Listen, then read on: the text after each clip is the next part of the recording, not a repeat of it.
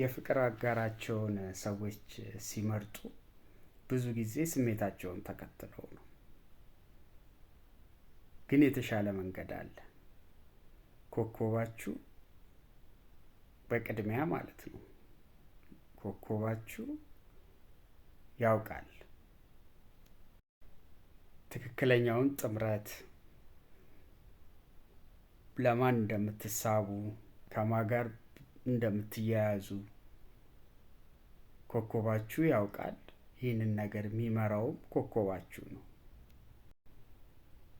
ለምሳሌ አንዳንድ ኮከቦች በጥልቀት ነው የሚያፈቅሩት፣ ግን ደግሞ አይናገሩም።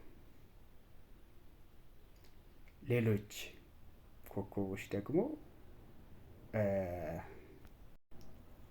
ብዙ ነው የሚያወሩት፣ ግን በግንኙነት ውስጥ መቆየትን ይፈራሉ። ይህ ማለት ምን ማለት ነው? ይህንን ምስጢር ሲረዱ፣ ይህንን ነገር በአግባቡ ሲገነዘቡ በፍቅር ግንኙነት ወቅት መወዛገብ ያቆማሉ ማለት ነው።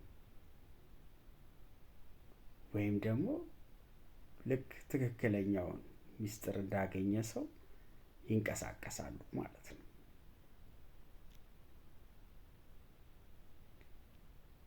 ይህንን የቲክቶክ ፔጅ መከተል፣ ላይፍ ስንገባ መግባት፣ ጥያቄዎቻችሁን መላክ ከብዙ አድካሚ ነገር ይጠብቃችኋል።